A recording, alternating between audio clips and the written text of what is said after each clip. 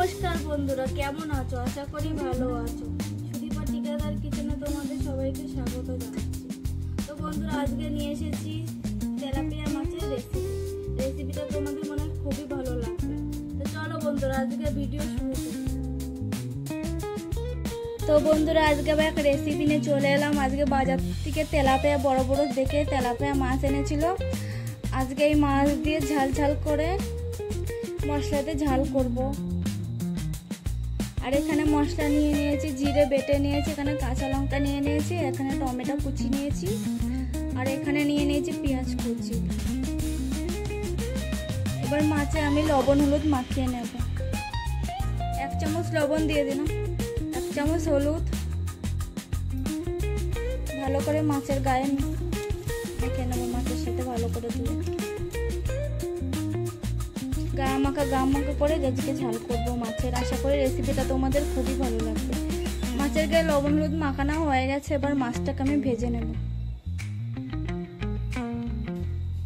এবার গ্যাসটা ধরিয়ে দেব।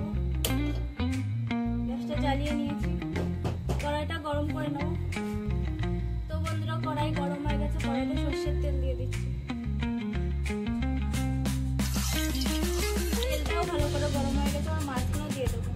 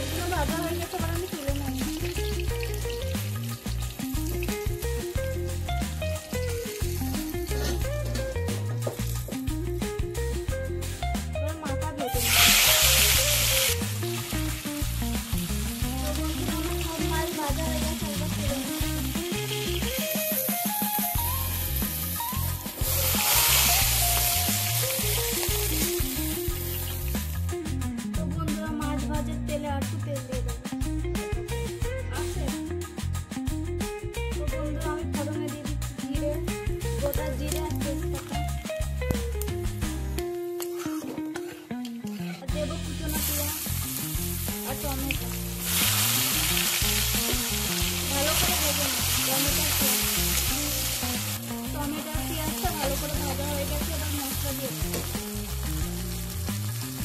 জিরে বাটা, জিরে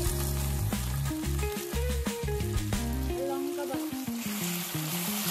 ভালো করে মশলা ভেজে নেব।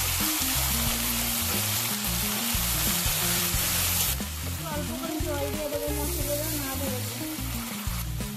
এবার দিয়ে দেবো এর মধ্যে 1 চামচ লবণ দিয়ে দিলাম পরিমাণ মতো, আর 1 চামচ হলুদ, আর 1 চামচ কাশ্মীরি লঙ্কা।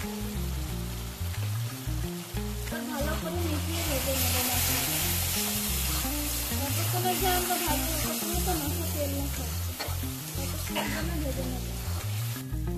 তো বন্ধুরা, মশলা আমার ভাজা হয়ে গেছে, দেখো মশলা থেকে তেলও ছেড়ে দিচ্ছে।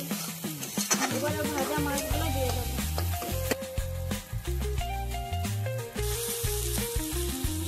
মাছগুলোর সাথে ভালো করে মিশিয়ে দেবো মশলা। এবার জল দিয়ে দেবো।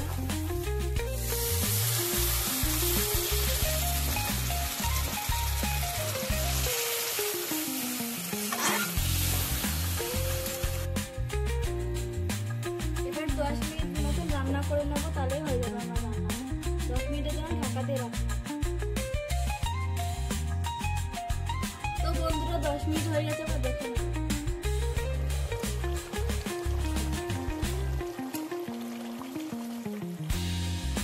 একটু ঝোল আছে, একটু ঝোল শুকাবে। গা মাখা ঝোল করবে।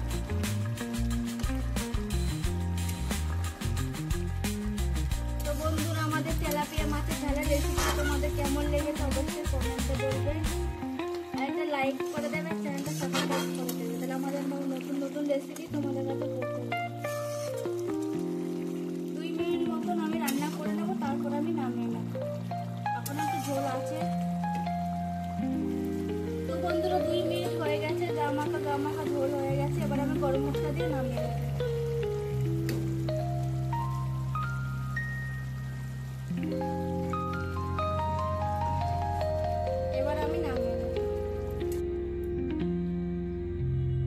এবার আমি গামলায় ঢেলে নেবো।